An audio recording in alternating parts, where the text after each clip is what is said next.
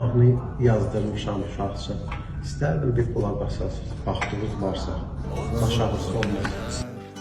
Yanmaq olar, siz can verdiniz, bizlər yaşayar. Heç haqqınızı danmaq olar. Bu dərdi yazan sanmaq olar. Otsuz bu qədər yanmaq olar. Siz can verdiniz, bizlər yaşayar. Heç haqqınızı